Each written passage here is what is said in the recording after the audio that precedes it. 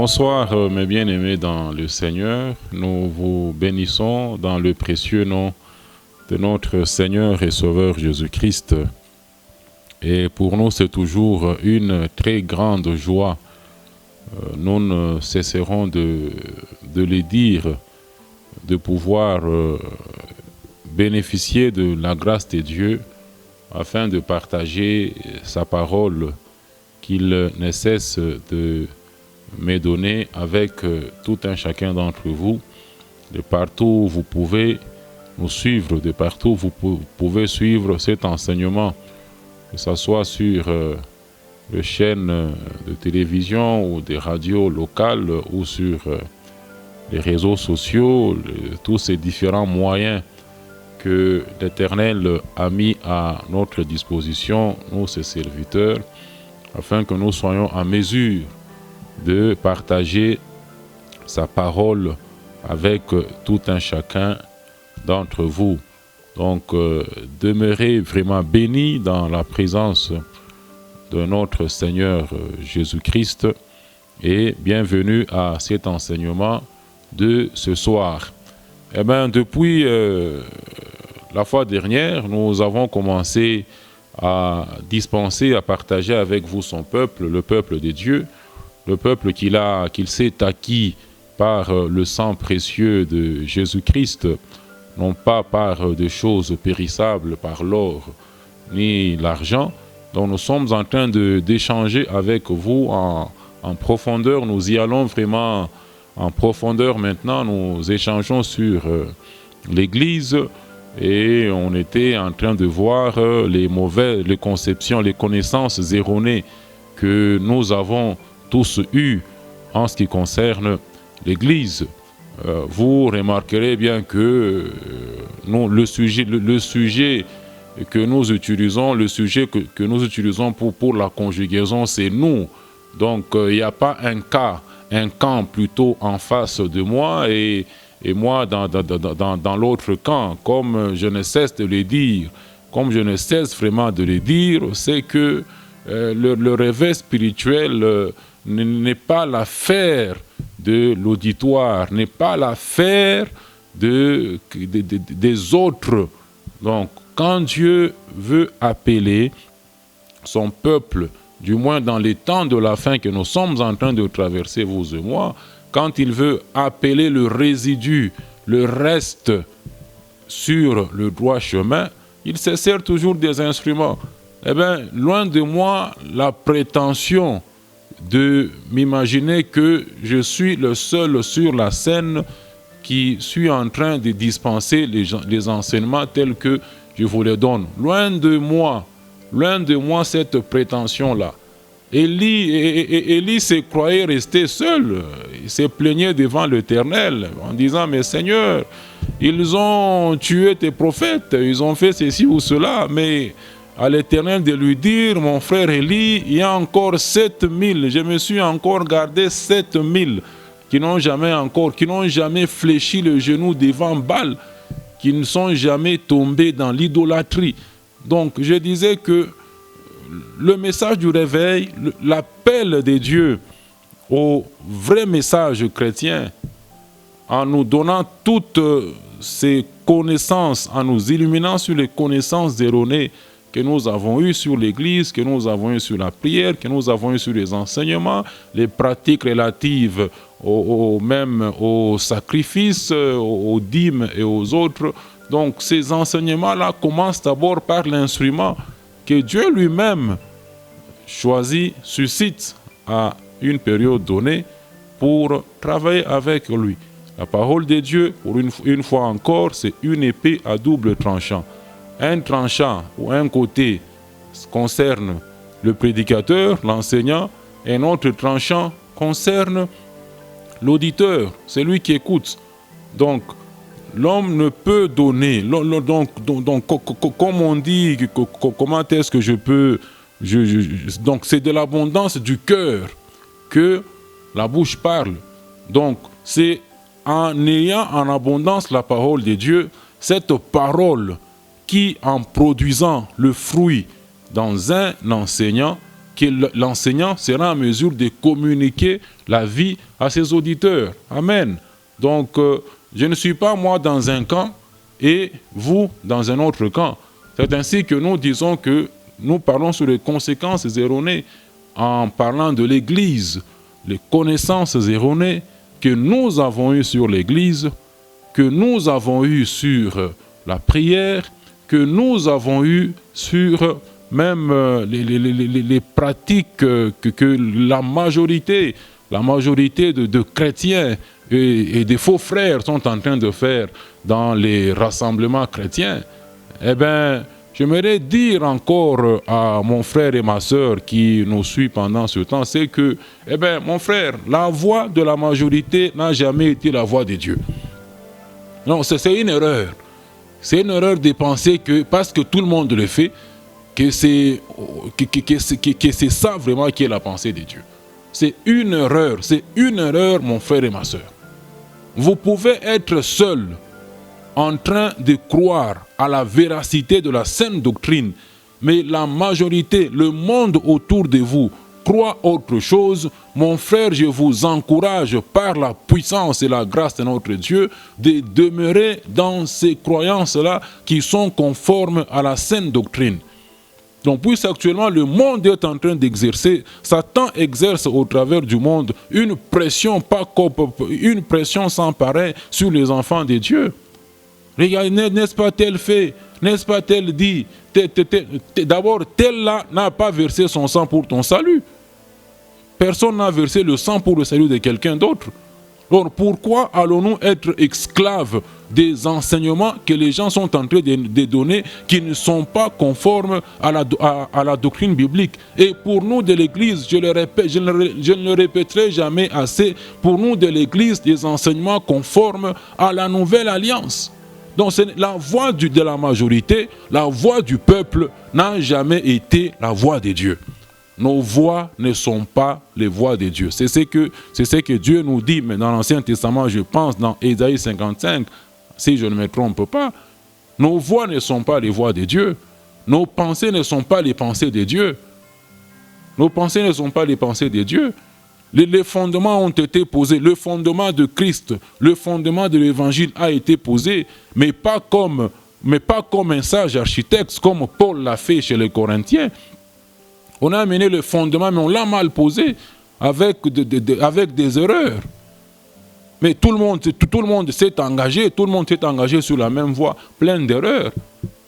Maintenant, Dieu est en train de venir en ces temps de la fin. Par moi, l'un des instruments, je ne suis que l'un parmi tant d'instruments que Dieu est en train de se servir en ces temps de la fin pour enseigner son peuple, les membres du corps de Christ auquel j'appartiens, auquel je suis aussi membre, d'enseigner la saine doctrine. Que Dieu vous bénisse. Donc nous sommes tous dans le même bateau. Nous sommes tous dans le même bateau. Dieu est en train de renouveler notre intelligence par sa parole, par la saine doctrine. Eh bien, on était en train de voir dernièrement la chose de l'Église. Donc, on est vraiment en ça là. On est vraiment en train de parler de l'Église et les connaissances erronées que nous avons eues. Nous avons vu l'Église dans sa dimension du corps de Christ, disant que l'Église, vraiment, une forme de tous les chrétiens, tous les enfants de Dieu. Tous les enfants de Dieu. Donc, il n'y a pas de faux enfants de Dieu et de vrais enfants de Dieu. Il n'y a que les enfants de Dieu sont des vrais enfants de Dieu. Les autres, là, ce sont des faux frères. Hein? Tous les enfants de Dieu du monde entier font partie de l'Église corps de Christ. L'Église universelle, l'Église du monde entier. Et on a aussi vu la notion des assemblées locales. Les assemblées locales selon le modèle de la Bible, selon le modèle que les apôtres nous ont légué, qui se retrouve dans les épîtres vous et moi, selon Éphésiens 2:20, nous avons été édifiés sur le fondement des apôtres et des prophètes, Jésus-Christ étant la pierre angulaire, cette pierre qui soutient le fondement, cette pierre qui soutient donc, qui appuie tous les enseignements que nos frères apôtres nous ont transmis. Le modèle selon la Bible en ce qui concerne les assemblées locales, il s'agit du rassemblement des chrétiens, des enfants de Dieu qui se retrouvent dans une localité,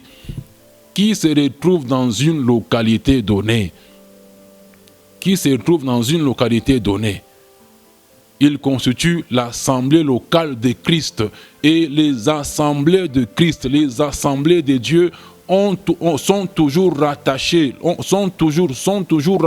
à Christ.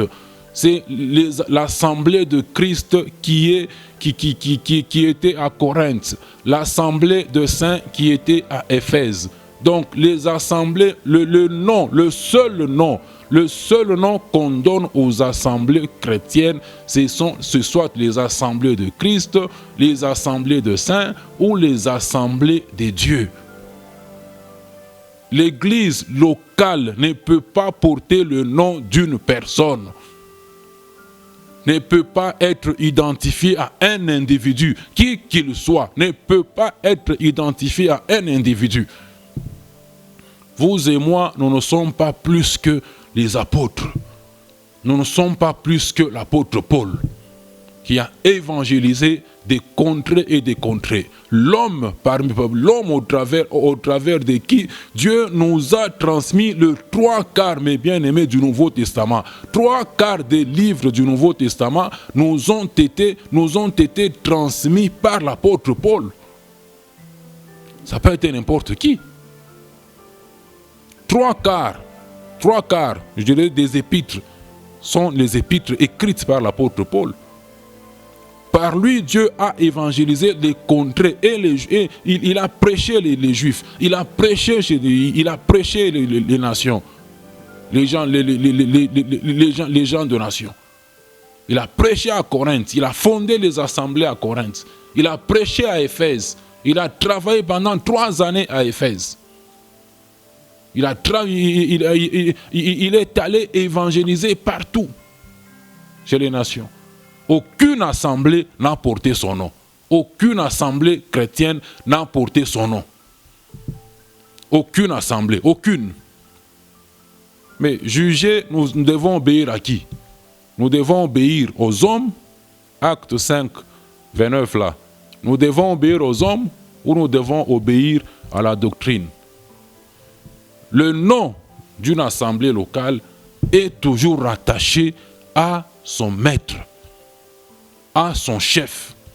Et le chef, comme nous l'avons vu, comme nous étions déjà en train de le voir, c'est que tout ce qu'on retrouve dans l'Église universelle, dans le corps de Christ, doit être retrouvé dans les assemblées locales. Dans le corps de Christ, la tête du corps, c'est Christ. C'est lui le chef de l'Église universelle.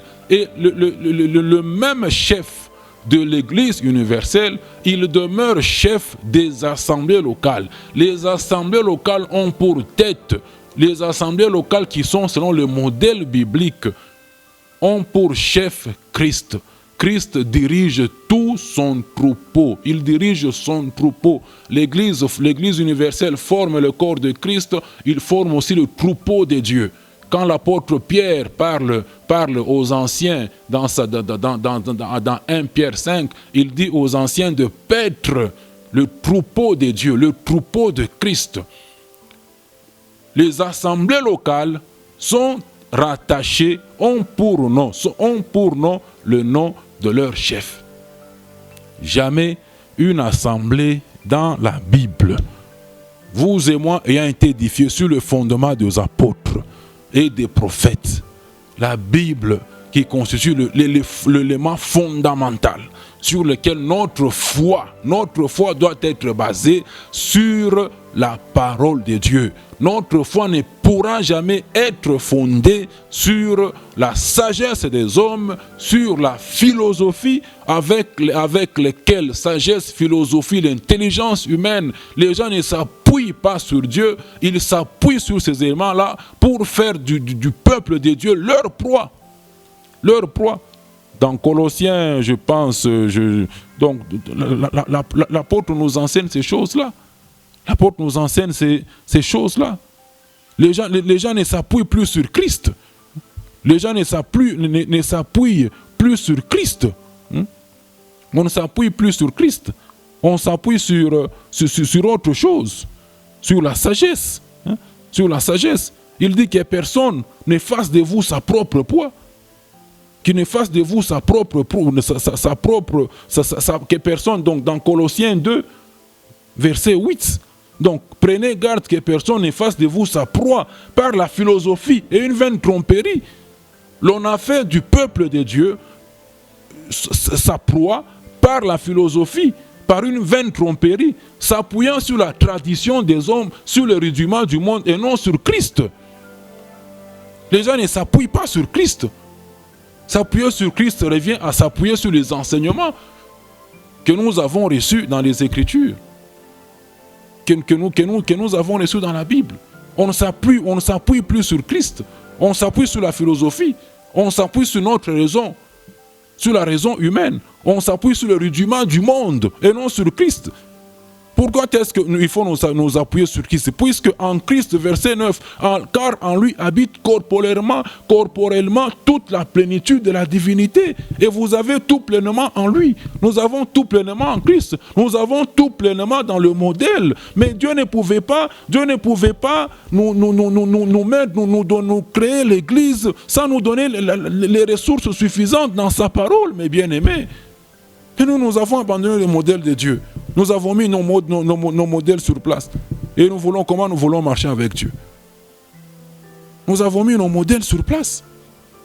Tout est dans la parole. Nous avons abandonné la parole. Nous nous appuyons sur le rudiment du monde. Nous nous appuyons sur la sagesse. Nous nous appuyons sur la philosophie. Nous nous appuyons sur la science. Et tout ce système-là sont manipulés par l'ennemi, le diable, le Dieu de ces siècles. Il est derrière toutes ces organisations. On a divisé l'Église. Les assemblées locales, selon le modèle de Dieu, comprennent les chrétiens, pas les chrétiens et les païens, mes frères. Pas les chrétiens et les païens, les chrétiens, seuls les chrétiens, les enfants de Dieu, seuls les enfants de Dieu. Bon, moi, je vous ai déjà dit, moi j'enseigne la parole de Dieu, j'enseigne la Bible. Je suis un enseignement de la doctrine biblique. Philippiens là, 3, 15 et 16, Paul dit, si quelqu'un n'est pas d'accord avec moi, du même avis que moi, Dieu l'éclairera aussi là-dessus. Mon frère, en tant que membre, moi qui te parle en tant que membre du corps de Christ auquel tu appartiens, si tu te reconnais vraiment enfant de Dieu, reconnais que Dieu est en train de te parler.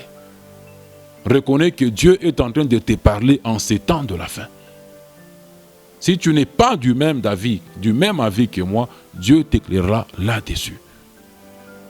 Osée 4, 6 encore, mon peuple périt faute de connaissance. Nous avons péri, nous sommes en train de périr, de mourir faute de connaissance. Eh bien, tout ce que nous avons sur place actuellement, les communautés et autres, je vais faire une déclaration. Mais si vous voulez m'accuser, allez m'accuser auprès de Dieu. Si vous n'êtes pas d'accord avec moi, allez m'accuser auprès de Dieu. Mais ce qu'il enseigne là, mais moi je vous enseigne la parole de Dieu. Allez m'accuser auprès de Dieu. Mais vous verrez ce que Dieu va vous dire. Si vous avez la grâce qu'il vous réponde à ces accusations. La déclaration, c'est que actuellement, tout ce qui s'est réuni là dans le monde, nous n'avons pas d'assemblée selon le modèle biblique.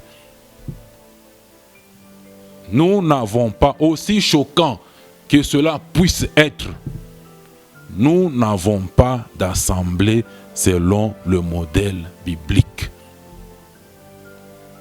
Nous avons mis en place des communautés. Mais ce n'est pas étonnant. Je vais vous le démontrer. Mais puisque nous disons que l'Église appartient à Christ. Christ dit dans Matthieu 16, 18, on va voir ça. Christ dit dans Matthieu 16, 18, répondant à la révélation de l'apôtre Pierre, mais il dit, et moi je te dis, Pierre, que tu es Pierre, et que sur cette pierre, j'y bâtirai mon église. Mais l'auteur de l'église, c'est l'auteur, le propriétaire de l'église, c'est Christ, c'est Jésus. Il dit à Pierre, quand il annonçait son projet, son programme de bâtir l'église qui n'a pas existé dans l'Ancien Testament. Dans l'Ancien Testament, c'est l'ombre des choses à venir. Dans l'Ancien Testament, il n'y a pas d'église. Jésus annonce dans Matthieu 16, 18 qu'il allait bâtir son église, un acte futur. Donc l'église n'était pas là. Si l'église était dans l'Ancien Testament, eh bien mon frère, il ne dirait pas à Pierre qu'il allait bâtir son église. Il dit, je vais bâtir mon église. Mon frère, toi qui continues à prendre les histoires de l'Ancien Testament et les appliquant à l'église, tu vois, tu comprends maintenant que l'église n'était pas dans l'Ancien Testament. L'église n'a jamais existé dans l'Ancien Testament. Même dans les évangiles, là, Jésus, l'église n'était pas là. Jésus n'était pas là. L'église n'était pas là. C'était lui seul la tête qui se promenait sur la terre. C'est la tête de l'église. Il fallait qu'il soit monté, qu'il soit monté pour qu'il occupe vraiment cette tête-là et qu'il remplisse tout en tout tel que la Bible nous le montre. L'église a commencé, l'église est née à la croix. L'église est née à la croix quand le côté du Seigneur a été percé par cette flèche-là et que l'eau et le sang sont sortis. Vous allez me demander comment ça. Oui, quand une femme va à la maternité pour enfanter, mais avant que l'enfant sorte là, qu'est-ce qui sort? C'est l'eau et le sang.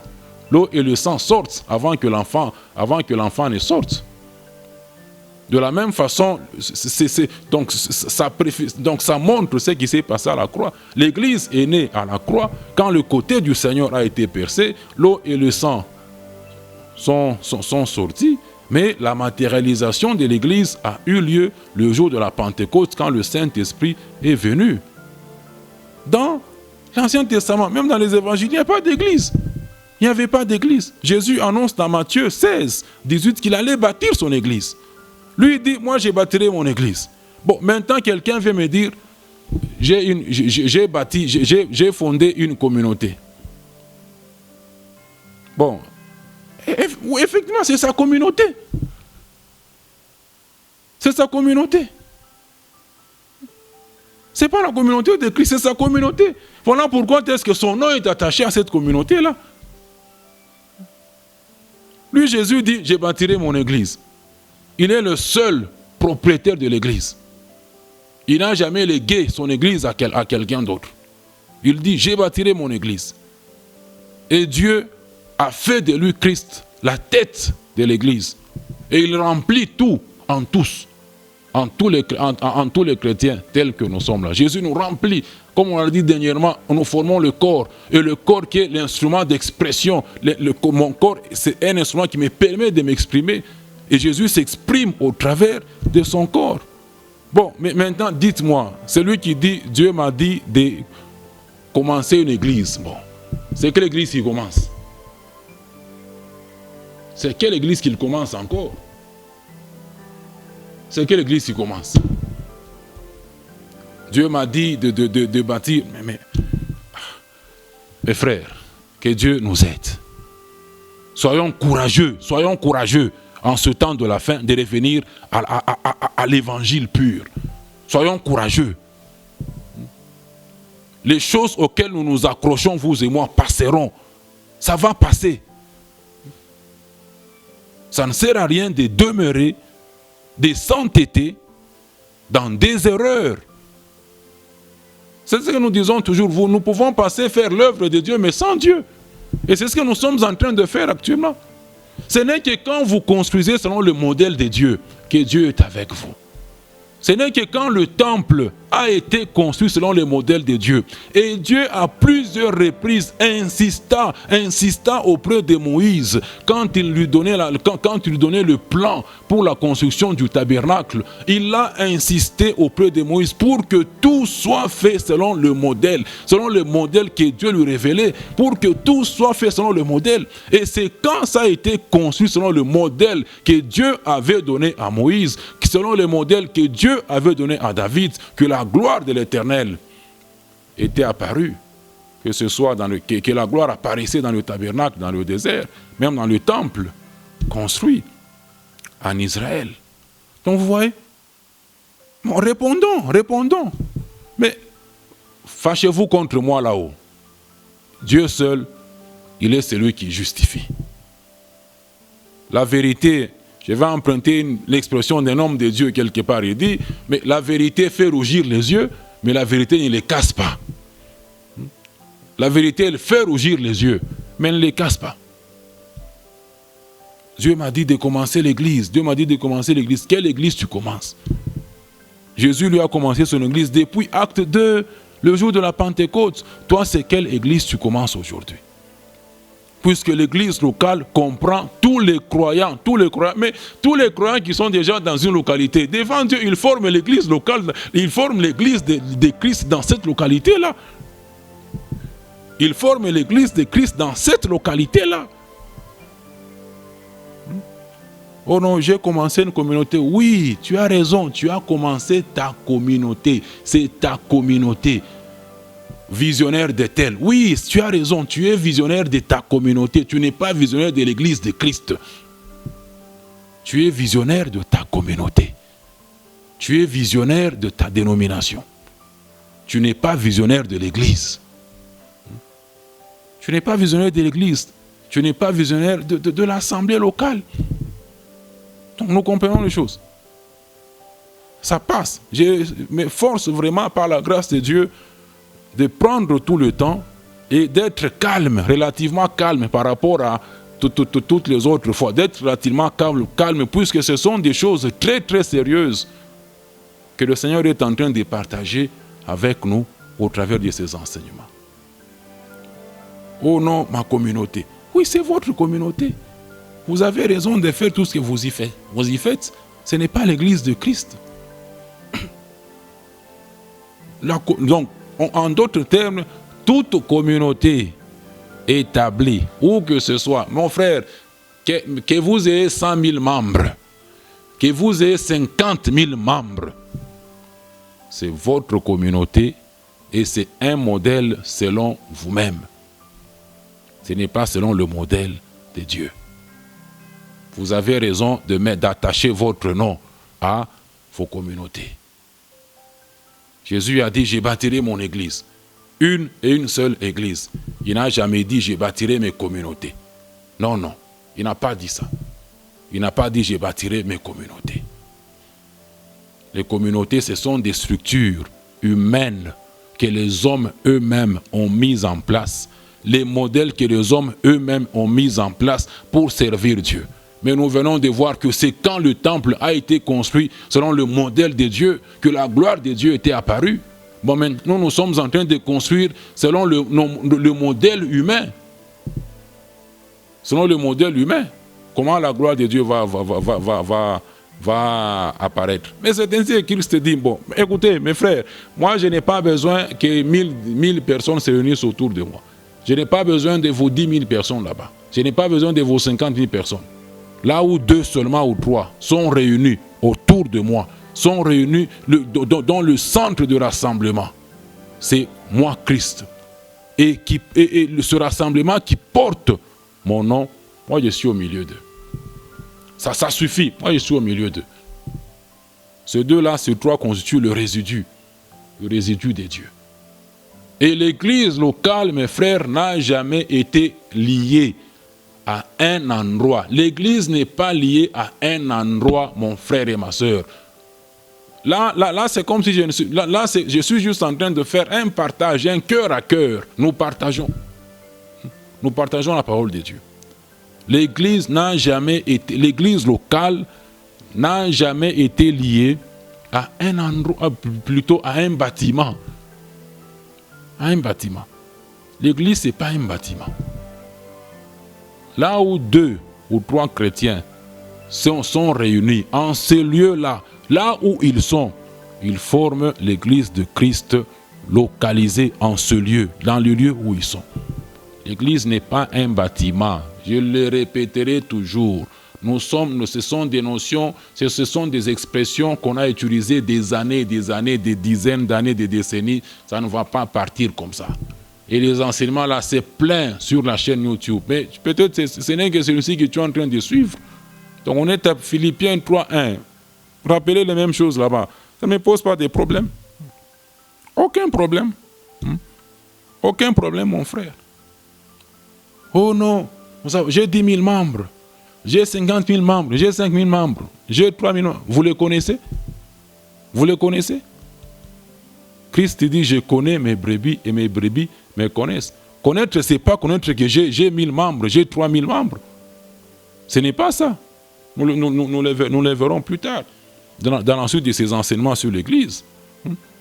Eh bien, ceci étant, on a vu dernièrement, comme on venait de le dire, tout ce que l'on retrouve dans l'Église universelle, dans l'Église corps de Christ, c'est ce qu'on doit retrouver, c'est ce qui est même dans les assemblées locales, selon le modèle de Dieu. Mais l'Esprit me met à cœur là d'abord de vous dire quelque chose. Bon, maintenant que nous sommes en train de voir que nous n'avons pas les assemblées sur place, selon le modèle de Dieu. Mais comment est-ce que même la provision que Dieu a donnée dans sa parole pour soutenir ceux qui dirigent les assemblées, comment est-ce qu'elle sera appliquée? On dit que ceux qui dirigent les assemblées soient dirigés, soient jugés dignes, soient honorés par les chrétiens. Mais ils disent que les anciens qui dirigent mieux les assemblées soient jugés dignes d'un double honneur. Surtout ceux qui s'adonnent à l'enseignement. Surtout ceux qui s'adonnent à l'enseignement. Maintenant que le modèle que nous avons sur place n'est pas le modèle selon Dieu. C'est ainsi que les gens financent eux-mêmes leur ministère. Les gens financent eux-mêmes ce qu'ils sont en train de faire. C'est par pure grâce, par l'intercession permanente du Seigneur Jésus à la droite du Père, qui fait que nous tenons, vous et moi. C'est par pure grâce. C'est par pure grâce, mon frère et ma soeur. C'est par pure grâce. Par pure grâce, que vous pouvez avoir même les miettes que vous avez là. Sinon, Dieu aurait déjà soufflé le feu qui sortirait de sa bouche, de tout ce que nous sommes en train de voir là. Nous devons bénir le Seigneur Jésus qui est assis à la droite du Père, qui intercède en notre faveur. Grâce à cette intercession-là, nous tenons encore, nous pouvons subsister encore. Mais cela ne doit pas être une excuse pour que nous demeurions dans les erreurs. Mais ce qui doit être dans l'assemblée corps de Christ, c'est ce qu'on retrouve dans les assemblées locales réunies selon le modèle de Dieu, réunies autour de Jésus-Christ. Et donc Jésus, il est la tête telle qu'on l'a vu dernièrement. Il est le seul chef suprême de l'Église. En tant que son corps, il est le chef suprême des assemblées locales. C'est toujours lui qui dirige même les assemblées locales, pas un homme, ni un chef spirituel, ni une communauté. C'est toujours Christ qui dirige les assemblées locales. Et par le Saint-Esprit qu'il a déversé en tout un chacun d'entre nous. Nous avons parlé de la suprématie qui est assurée par le Seigneur Jésus. L'unité, c'est pratiquement autour de l'unité que nous sommes en train de parler. L'unité, mon frère et ma soeur, l'unité. Mais quelqu'un me dira, bon, mais n'est-ce pas, même si nous avons des communautés, n'est-ce pas, nous servons tous le même Dieu, n'est-ce pas, nous sommes tous un en Christ. Oui, nous sommes un en Christ. Mais je vais vous faire voir deux choses très importantes. L'unité là de Galates 3, 28, dans sa dernière partie, où on nous fait voir que nous sommes un en Christ. Cette unité-là n'est pas réalisée ni par vous, ni par moi. C'est une unité qui vient de par notre position en Christ, de par le fait que nous sommes nés de nouveau, que nous avons accepté, que nous avons répondu à l'appel du Sauveur, de par le fait que nous sommes en Christ, nous sommes un, parce que nous formons tous un même corps. Et cette unité-là est réalisée par le Saint-Esprit. L'un des rôles du Saint-Esprit, c'est de nous unir les uns aux autres et de nous unir à Christ. C'est cette unité de position que nous retrouvons dans Éphésiens 4, versets 1 jusqu'à 6. L'unité que nous avons de par notre position en Christ, de par notre acceptation à l'appel du Sauveur. Nous sommes un en Christ. Ça, c'est une unité de position. Ça ne dépend pas de vous, mon frère. Ça ne dépend pas du fait d'être aux États-Unis, d'être en France, mais du simple fait que nous sommes tous enfants de Dieu. Nous sommes un en Christ. Ce n'est pas par vos efforts. Qu'un chrétien soit dans une communauté X, Z, Y, A, B, et s'il est un enfant de Dieu, nous sommes un en Christ. Mais ça ne se limite pas là. Il n'y a pas que l'unité de position. Cette unité de position ne dépend pas de vous, ne dépend pas de moi. C'est le Saint-Esprit qui nous unit les uns les autres et qui nous unit à Christ. Mais quand vous poursuivez à la lecture de Éphésiens 4, quand vous arrivez au verset 13, 14, 15, maintenant on vous fait voir un autre aspect de l'unité, l'unité pratique que nous devons avoir en tant qu'enfants de Dieu, l'unité sur terrain. Comme dans la sanctification, il y a la sanctification des positions, de par notre position en Christ, et la sanctification pratique que nous connaissons à chaque fois que nous obéissons à la parole de Dieu. Le Saint-Esprit nous sanctifie, nous met à part pour servir Dieu. Dans le domaine de l'unité, l'apôtre nous appelle vraiment à conserver l'unité, à conserver cette unité-là. Le verset 13 du chapitre 4 d'Éphésiens, la Bible nous dit « Jusqu'à ce que nous soyons tous parvenus à l'unité de la foi ». Ça, donc le verset 13 jusqu'au 15 nous démontre l'unité pratique. Nous devons sur terrain arriver à cette unité. Et cette unité provient du ministère, de cinq ministères principaux. Quand vous commencez du verset 11, on vous montre maintenant le travail que les 5 ministères sont en train de faire. Et le résultat du travail de 5 ministères principaux, les apôtres, les évangélistes, les prophètes, les docteurs, les pasteurs, le résultat de leur travail doit aboutir à la matérialisation de cette unité, que nous puissions parvenir, verset 13, à l'unité de la foi et de la connaissance du Fils de Dieu, à l'état d'homme fait à la mesure de la stature parfaite de Christ. Vous pouvez continuer la lecture. Pour que nous ne soyons pas des enfants flottants et emportés à tout vent de doctrine. Ça, c'est le résultat qui doit venir du travail que les 5 ministères principaux que Christ a fait à son corps. Christ a fait à son corps pour édifier, pour enseigner les membres du corps, afin que nous puissions démontrer cette unité sur terrain.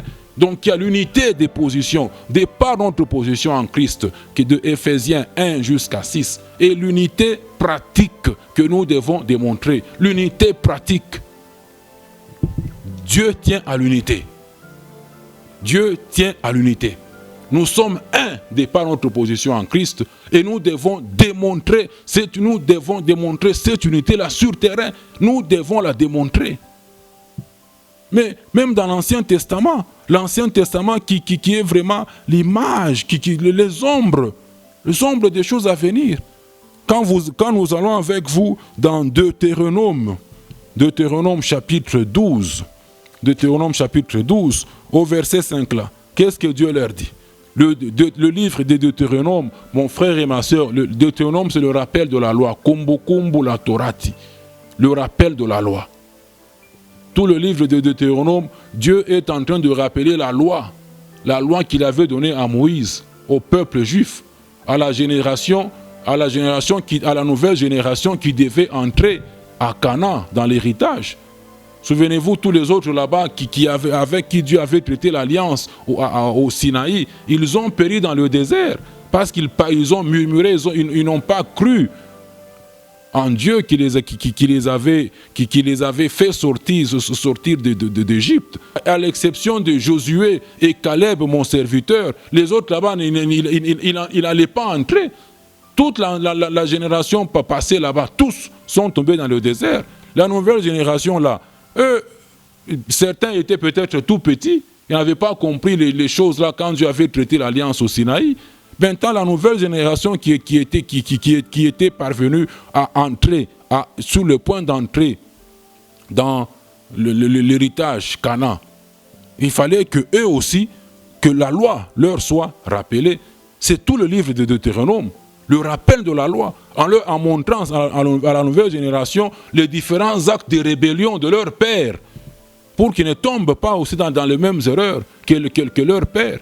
Le Deutéronome, ce n'est que le rappel de la loi. Dieu rappelle par Moïse la loi à la nouvelle génération qui devait entrer à Canaan. Mais qu'est-ce qu'il leur dit? Les gars, quand vous allez traverser pour entrer en possession de votre héritage, au verset 5 là, Deutéronome 12, mais vous chercherez qui? L'Éternel, à sa demeure. Il avait une demeure en Israël, à Canaan. Et vous irez au lieu que l'Éternel, votre Dieu, choisira parmi toutes vos tribus pour y placer son nom. Israël était composé de 12 tribus. Mon frère et ma soeur, it was not a matter. Donc ça importait peu à Dieu de savoir que votre tribu là était à l'extrême du lieu que lui avait décidé de faire résider son nom. Il dit, il tient toujours à l'unité. Depuis l'Ancien Testament, il tient à l'unité. Il demande aux Juifs, quand vous serez à Canaan, quand vous allez entrer, vous me rencontrerez, vous irez me servir, rien qu'au lieu où j'aurais décidé de faire reposer mon nom. Rien qu'au lieu où j'aurais décidé de faire reposer mon nom. Toutes les 12 tribus d'Israël convergeaient vers ce lieu-là. Quand il était question de leur rencontre solennelle, ils convergeaient vers ce lieu-là. No matter where you were living, peu importe où vous habitiez, vous devriez vous rendre dans le lieu que l'Éternel avait choisi. Le principe de l'unité, depuis l'Ancien Testament. Quand vous allez dans Exode 24, vous trouvez le même principe. Vous m'apporterez les sacrifices là-bas, au lieu que moi j'aurais décidé. Au lieu, pas au lieu où vous aurez décidé. Pas dans votre tribu. La tribu de Juda, à la qui prophétiquement, le Messie de laquelle le Messie devait venir, la royauté était l'affaire de la tribu de Juda. Il ne se levait pas pour dire, oh bon non, nous là vraiment c'est la tribu des rois, c'est nous les rois vraiment en Israël, nous allons commencer à faire nos histoires ailleurs. Les autres là-bas ils vont aller s'embrouiller. Non, tous, sans exception aucune.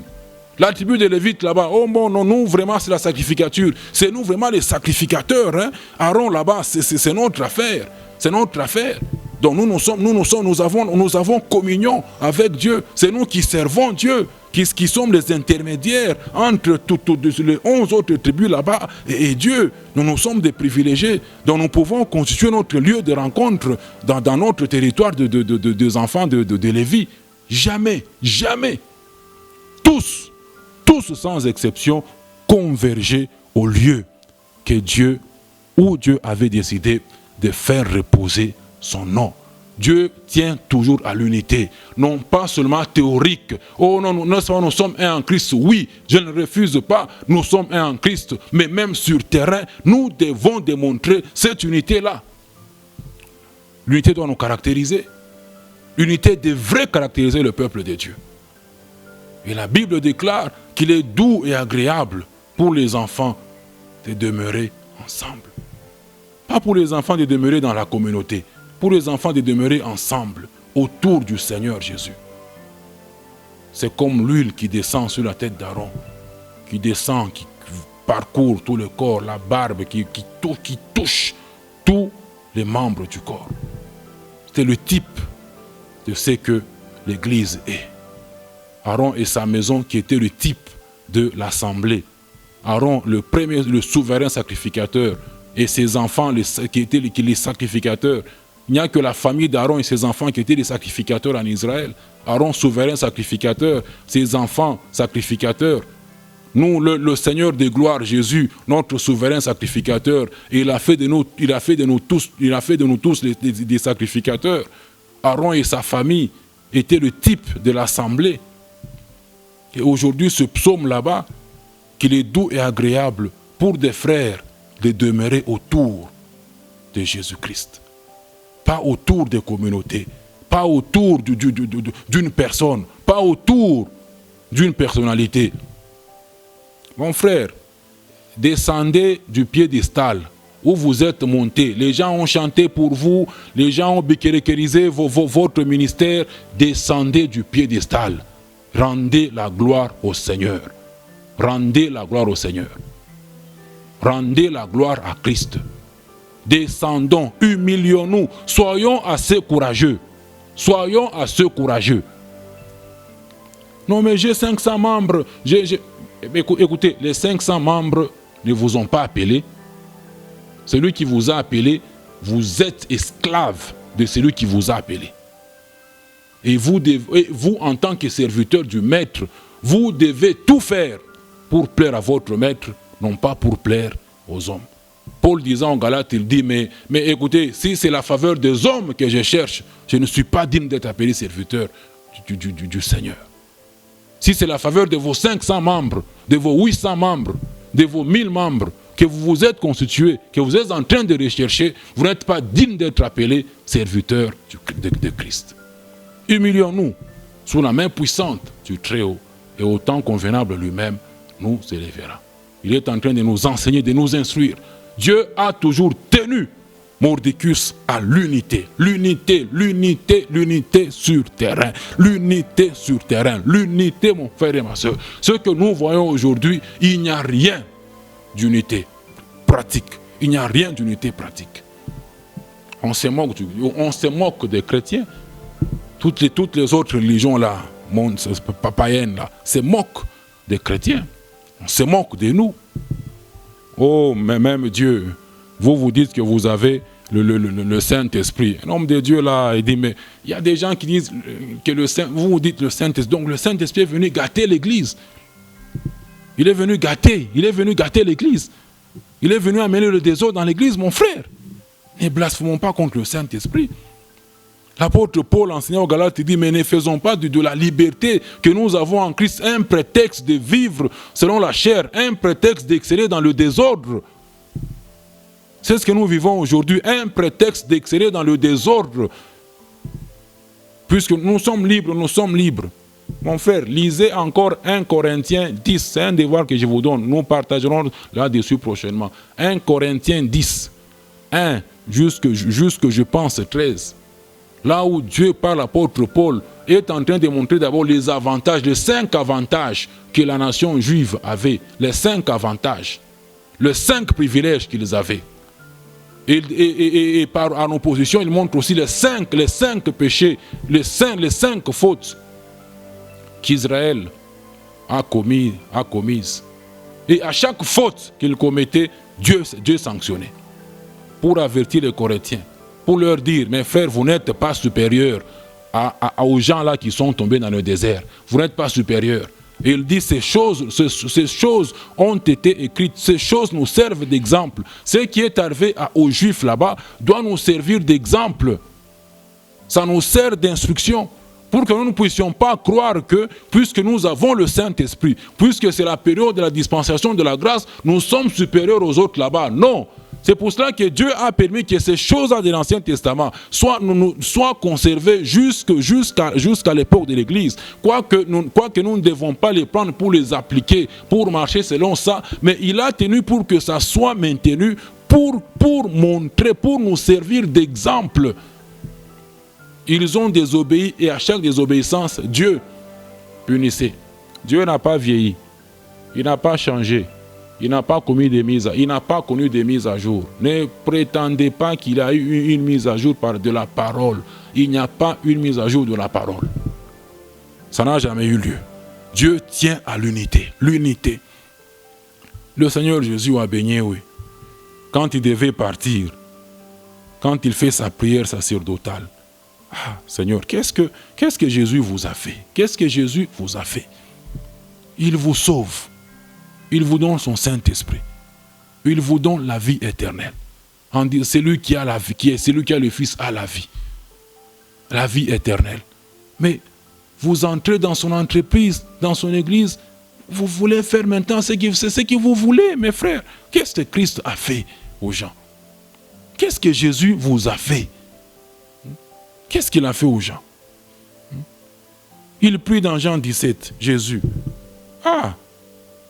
21 là, quand vous commencez à partir du verset 20, il dit, ce n'est pas pour eux seulement que j'ai prié. Il y avait les disciples qui l'entouraient pendant ce temps-là.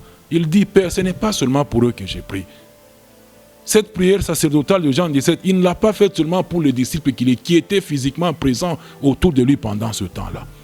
Ce n'est pas seulement pour eux que j'ai prié, Père. Ce n'est pas seulement pour eux. Mais encore pour ceux qui croiront par leur parole, encore pour nous qui avons cru par la parole des apôtres, par l'évangile qu'ils nous ont présenté. Il a fait cette prière aussi pour nous. Donc cette prière nous concernait aussi. Et Dieu qui a toujours exaucé le Fils, il a exaucé cette prière. Verset 21 dit, afin que tous soient un, mes frères. Afin que tous soient un. Par les compassions du Seigneur. Afin que tous soient un. Si vous et moi, nous voulons vivre un peu le réveil spirituel en ce temps de la fin, nous devons être courageux pour obéir à la parole de Dieu. Les choses qu'on vous enseigne, je ne les tire pas de ma tête. Ce n'est pas ma philosophie qui parle. C'est la Bible. Je vous lis la Bible que vous avez toujours eue avec vous. Nous lisons la Bible avec vous. Je ne les invente pas. Est-ce que quand je vous enseigne là-bas, vous voyez, je raconte des histoires, oh, tel avait fait, tel avait dit. Non. Tout tourne autour de la parole du Seigneur. J'enseigne la parole du Seigneur. Quand il y a un exemple, oui, on peut toujours le donner. Mais l'ossature, c'est autour de la parole du Seigneur. Il dit, afin qu'ils soient un. Comme toi, Père, tu es en moi. Et comme je suis en toi, afin que eux aussi soient un en nous. Pour que le monde, pourquoi est-ce qu'il fait cette prière dans Jean, au verset 21? À la fin, pour que le monde croie que tu m'as envoyé. Pour que le monde croie. L'apôtre Paul parlant aux Corinthiens, 1 Corinthiens chapitre 9, quand il défend son ministère et son refus de prendre part à l'assistance à l'assistance de l'église de Corinthe, il dit à un verset là, dans le chapitre 9, vous pouvez le retrouver, il dit, il a pris cette décision là-bas afin de ne pas constituer un blocage à la propagation de l'évangile. Il a refusé que les Corinthiens, que les gens, que les églises le soutiennent financièrement. C'est au verset 12, 1 Corinthiens 9, verset 12. Au contraire, nous souffrons tout afin de ne pas... Ils disent, si d'autres jouissent de ce droit sur vous, n'est-ce pas plutôt à nous d'en jouir? Mais nous n'avons point usé de ce droit, au contraire, nous souffrons tout afin de ne pas créer obstacle à l'évangile de Christ. Il a accepté de tout souffrir. Aux Philippiens, il dit qu'il avait appris à être content dans la faim, dans l'abondance, dans la disette, dans toutes les situations, et qu'il pouvait tout par celui qui le fortifiait, Christ. Il a accepté cette condition là-bas, afin de ne pas faire obstacle à la proclamation de l'évangile. afin de ne pas faire obstacle à la proclamation de l'évangile. Et Christ, dans Jean 17, 21, il dit, il priait de la sorte pour que nous soyons un, non pas seulement dans notre position en lui, spirituellement, l'unité qui est réalisée par le Saint-Esprit, mais même sur terrain, pour que nous soyons un sur terrain, afin que le monde croie, afin que nous ne puissions pas faire obstacle à la proclamation de l'évangile.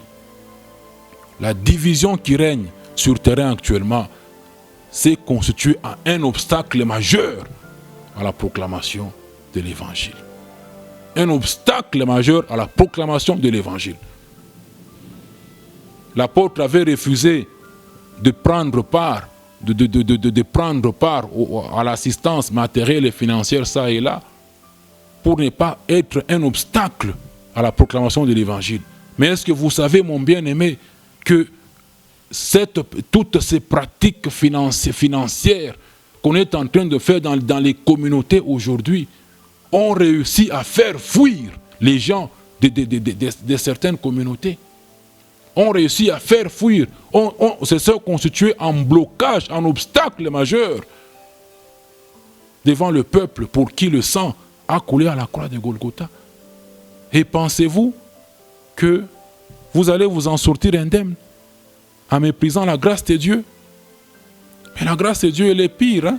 La grâce de Dieu, elle est pire. Elle est pire que la loi. Elle est pire. Mais c'est parce que nous ne lisons pas ces choses ici. Hein? C'est parce que nous ne lisons pas ces choses ici. La grâce de Dieu, elle est pire. Elle est pire. Prenez votre Bible, Hébreux 10. Hébreux 10. Quand vous commencez à partir du verset 27 là, et en descendant, 28 là, on vous dit, celui qui a violé la loi de Moïse meurt sans miséricorde sur la déposition de 2 ou de 3 témoins. Verset 29 là, de quel pire châtiment pensez-vous que sera jugé digne celui qui aura foulé aux pieds le Fils de Dieu, celui qui aura tenu pour profane le sang de l'alliance par lequel il a été sanctifié et qui aura outragé l'esprit de la grâce. Vous voyez? De quel pire châtiment, nous qui foulons aux pieds la grâce de Dieu tous les jours, l'appel à la repentance tous les jours que le Seigneur nous lance, de quel pire châtiment nous serons jugés. Jésus a prié pour que nous soyons un. Cette unité-là, Dieu tient à l'unité, non pas seulement spirituellement, mais même physiquement sur terrain. Physiquement sur terrain. Humilions-nous, ça ne sert à rien de faire l'œuvre de Dieu sans Dieu. Prochainement, je vais continuer en vous démontrant, toujours dans ce chapitre de l'unité, depuis la genèse de l'Église, comment est-ce que le principe de l'unité a opéré depuis la genèse. Aujourd'hui, l'Église n'est plus visible aux yeux du monde. Quand l'Église avait commencé avec Jésus comme alpha, l'Église était unie en un seul lieu, comme les actes des apôtres nous les font voir, nous les verrons prochainement. Et l'Église sera à nouveau unie autour de son chef le jour de l'enlèvement. Aujourd'hui, on est dispersé ça et là. Il est l'alpha et l'oméga. Au commencement, unité autour des apôtres, de Christ. À la fin, unité autour du Seigneur. Le mal est entré, nous le verrons quand on va poursuivre, même quand on verra la nécessité de la séparation du mal, en nous basant sur 2 Timothée chapitre 2, verset 20. Cette séparation-là qui doit être physique, visible, non pas seulement spirituelle, morale, physique, visible. Dieu veut qu'on puisse se séparer de tous les systèmes qui ne sont pas conformes à sa volonté. Donc c'est avec ces éléments-là que nous allons poursuivre prochainement pour votre édification à tous. Celui qui a des oreilles qui l'entendent sait que l'Esprit est en train de dire aux membres du corps de Christ qui sont en contact avec le ministère que Dieu est en train d'exercer au travers de moi, son serviteur. Que la grâce du Seigneur Jésus, l'amour de Dieu le Père et la communion du Saint-Esprit soient avec tout un chacun d'entre nous. Au nom précieux de Christ Jésus. Amen.